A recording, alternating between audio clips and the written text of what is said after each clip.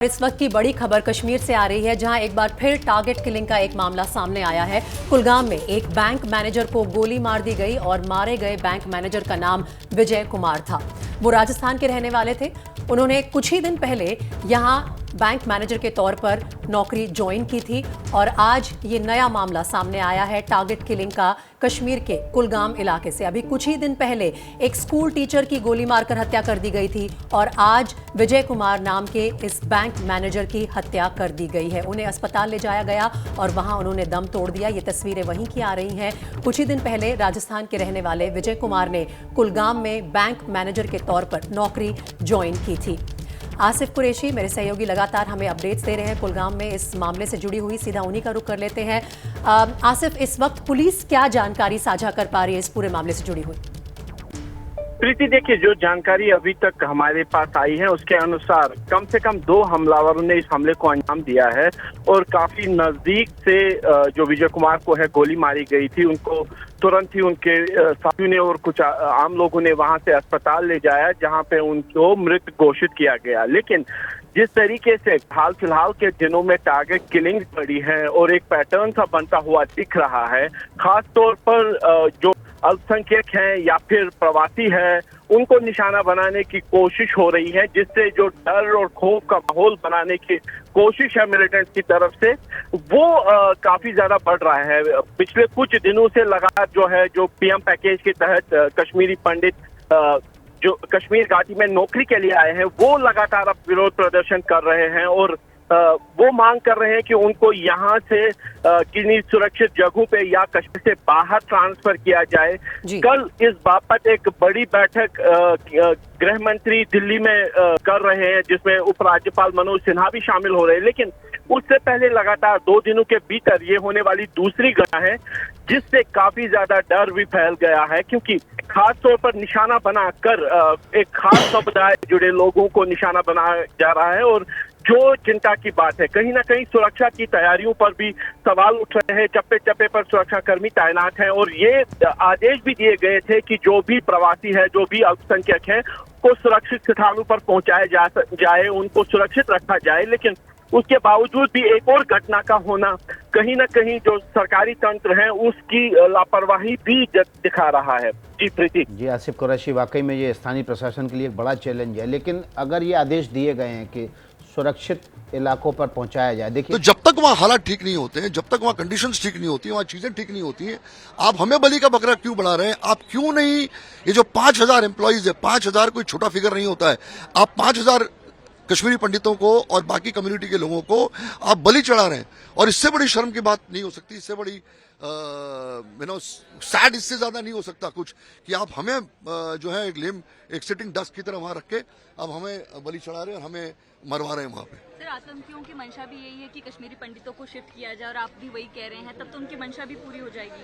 मैं शिफ्ट मतलब हम बलि थोड़ी चढ़ देंगे। आप सरकार का काम है वहां पर काम करना और देखना कि हालात जो ठीक हो। इसका मतलब वीकनेस है, the government has failed to take situation under control and protect Kashmiri Pandits and other minority community people in Kashmir. उनका काम है ये। आप अगर नहीं कंट्रोल कर पा रहे, इसका मतलब अपनी जाने दें। ये तो मतलब कहीं बनता ही नहीं है ना।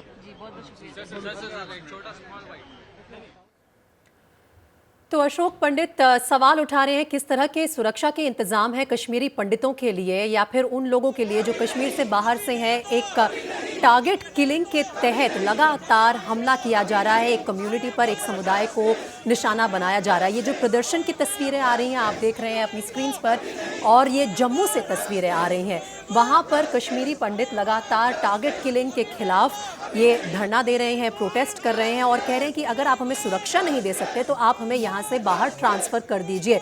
इसी तरह की मांगे सामने रख रही है ये कम्युनिटी। आसिफ, इस प्रदर्शन के बारे में बताइए और इस वक्त कश्मीर में हालात क्या है, ग्राउंड जीरो पर क्या लोगों के अंदर काफी डर आ गया है? प्रीति, देखिए, लगातार जिस तरीके से एक विशेष समुदाय को निशाना बनाया जा रहा है, उससे कहीं ना कहीं डर का माहौल तो जरूर हुआ है। लेकिन ये केवल 4 या 5 हजार कश्मीरी पंडितों की बात नहीं है, क्योंकि जो कश्मीर घाटी में देखे तो सैकड़ों और या लाखों की संख्या में ऐसे लोग हैं जो बाहर से आके यहाँ काम कर रहे हैं, उनमें मजदूर भी हैं, उनमें विभिन्न सेंट्रल ऑफिसेज में काम करने वाले कर्मचारी भी हैं और बहुत सारे प्राइवेट ऑर्गेनाइजेशंस में काम करने वाले कर्मी भी हैं। यानी अगर केवल कश्मीरी पंडितों की बात करें, क्योंकि वो पीएम पैकेज के तहत यहाँ पे आए हैं, सरकारी कर्मचारी हैं और उनको निशाना बनाया गया था पहले, तो वो एक मुद्दा है। लेकिन जिस तरीके से अब सभी लोगों को टारगेट किया जा रहा है, जिनमें एक टीवी आर्टिस्ट अमरीन भट्ट भी थी, जम्मू कश्मीर पुलिस के पुलिसकर्मी भी थे और अब राजस्थान के रहने वाले विजय कुमार, यानी अक्रॉस द बोर्ड लोग को निशाना बनाया जा रहा है और कहीं ना कहीं सरकार को एक चुनौती देने की कोशिश हो रही है कि वो ऐसे लोगों को बचाए जिनके खिलाफ पहले से ही एक मिलिटेंट ऑर्गेनाइजेशन ने एक मोर्चा सा खोल दिया है। टीआरएफ की तरफ से साफ लग गया है कि प्रवासी लोगों को, चाहे वो मजदूर हो, कर्मचारी हो, उनको निशाना बनाया जाएगा। यहाँ तक कि टीआरएफ की तरफ से जो धमकी दी गई थी उसमें यह कहा गया था कि उनके परिवारों तक को निशाना बनाया जाएगा जो बाहर से आए हुए लोग यहाँ पे बसे हैं या काम कर रहे हैं। और कहीं ना कहीं टीआरएफ उसी रणनीति पर काम करते हुए ऐसी वारदातों को अंजाम दे रहे हैं, जो कि अब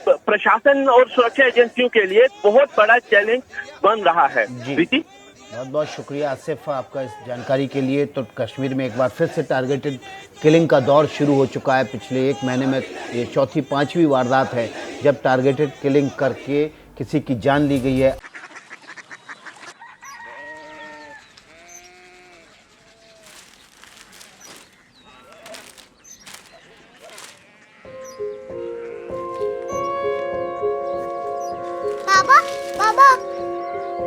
कोरिया सिटी जानी ना,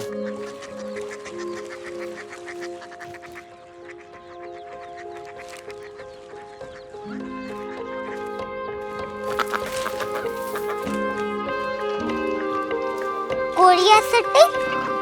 हाँ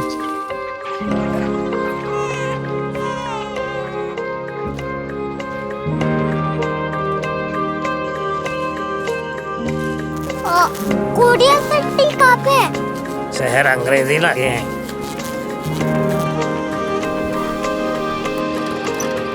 कोरिया सिटी।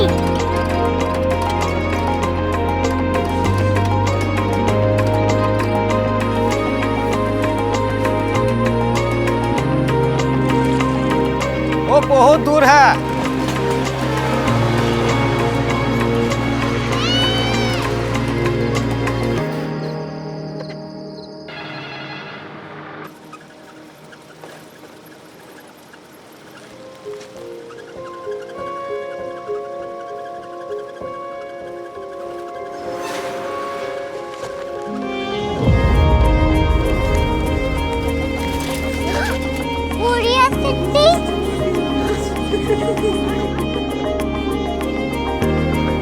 दुनिया कुछ लोग बड़े होते हैं। कोरिया सिटी कहाँ है? प्रोफेसर साहब को पता होगा। हो, ये छोटा वाला ग्लोब लगता है और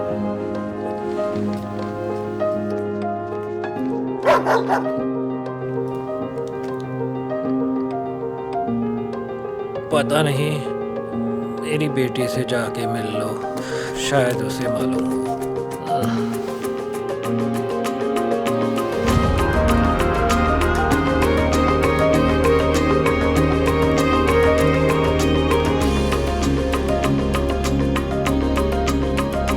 हाय,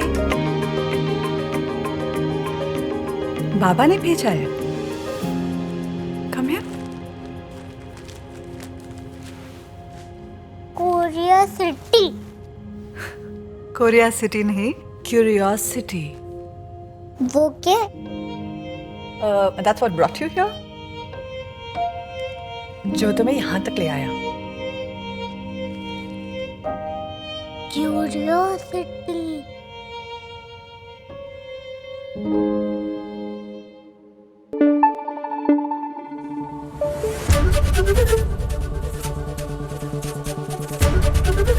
एबीपी न्यूज आपको रखे आगे।